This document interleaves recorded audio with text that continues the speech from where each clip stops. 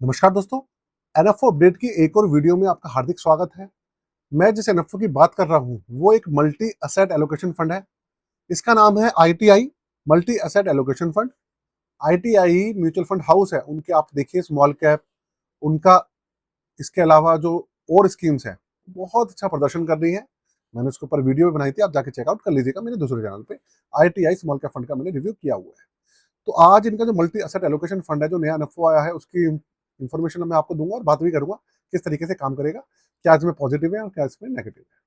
तो सबसे पहली बात, चैनल को सब्सक्राइब करके वीडियो को लाइक कर दीजिएगा और एंड तक बने रहिएगा। दोस्तों, कंप्यूटर स्क्रीन आपके सामने चालू हो चुकी है। फंड का नाम है ITI multi asset allocation fund. और देखिए, डायरेक्ट प्लान, रेगुलर प्लान, दोनों प्लान इसके लॉन्च होने वाले हैं। सबसे पहली बात, ये जो फंड है एक हाइब्रिड कैटेगरी का फंड होता है। मल्टी एसेट एलोकेशन में जो कैटेगरी रहती है वो इक्विटी भी रहती है और इक्विटी के अंदर हाइब्रिड कैटेगरी रहती है। वीडियो आप एंड तक देखिएगा, आपको पता लग जाएगा कि हाइब्रिड कैटेगरी कौन सी है। देखिए, 17 अगस्त 2026 को लॉन्च हो रहा है और 31 अगस्त 2026 तक ये लॉन्च रहेगा। मतलब अगले महीने लॉन्च होने वाला है ये। दूसरी बात, इसके अंदर ये ओपन एंडेड स्कीम है। एग्जिट रोड रहेगा इसका 0.50%, जो कि काफी कम है। और मिनिमम एप्लीकेशन अमाउंट इसकी 5,000 रुपये रहेगी और मिनिमम एसआईपी इसमें 1,000 रुपये से शुरू हो जाएगी। इसके अलावा नीले दलाल जी इसके फंड मैनेजर हैं और रिस्क मीटर इसका वेरी हाई है। और देखिए, मैं आपको बता दूं, ये जो है ना पूरा फंड किस तरीके से काम करेगा वो मैं आपको बताता हूँ। देखिए, मल्टी एसेट एलोकेशन क्या होता है वो मैं आपको बताता हूँ। हाइब्रिड कैटेगरी कैसे काम करती है वो समझाता हूँ। एक्चुअल में इक्विटी कैटेगरी के अंदर हमेशा सिर्फ स्टॉक्स ही रहते हैं, लेकिन जब सेबी ने देखा, मार्केट जिन्होंने बनाई, सारे जो रिसर्चर्स हैं उन्होंने देखा कि भाई इक्विटी के अंदर बहुत ज्यादा रिस्क रहता है। इसलिए इन्होंने क्या करा, मल्टी एसेट एलोकेशन कैटेगरी बनाई, जिसके अंदर इक्विटी भी रहती है, उसके अंदर डेट कैटेगरी रहती है, उसमें real estate, gold, silver, infra project और कैश इक्विवेलेंट, ये 5-6 कैटेगरी हैं जिनकी अलग अलग प्रोपोर्शनेट रहती है, जो फंड मैनेजर वगैरह डिसाइड करते हैं।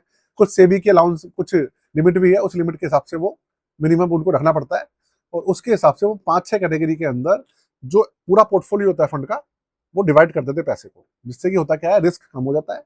मार्केट की क्रैश की स्थिति में जो रिस्क होता है वो काफी काफी काफी कम कर देता है ये जो मल्टी एसेट फंड है। और फंड मैनेजर अगर अगर अच्छा है, समझदार है, एक्सपीरियंस्ड है, बहुत अच्छे से मैनेज कर लेता है। देखिए, ऐसा नहीं है कि ऐसे जो फंड्स होते हैं वो गिरते नहीं है, क्रैश में उनके अंदर भी गिरावट आ ही जाती है, लेकिन अगर दूसरी कैटेगरी से देखेंगे तो वो बहुत कम कैटेगरी, मतलब बहुत कम गिरते हैं उनके मुकाबले। ऐसा होता है। तो इसमें होता क्या है, ये डाइवर्सिफिकेशन बहुत अच्छे से कर देता है मल्टी एसेट एलोकेशन में। मतलब पैसा जो होता है वो अलग अलग कैटेगरी में चला जाता है, ऐसा होता है। तो उसके बेनिफिट तो मिलते ही, और साथ में जब मार्केट तेजी से चलती है तो उस कंडीशन में होता क्या है कि ये लोग इक्विटी के अंदर हिस्सेदारी बढ़ा देते हैं, दूसरी कैटेगरीज में हिस्सेदारी घटा देते हैं, जिससे कि रिटर्न्स भी ठीक ठाक निकल कर आ जाते हैं। ऐसे काम करते हैं। ठीक है, तो आशा करता हूँ आप समझ गए होंगे इसके बारे में किस तरीके से काम कर रहा है।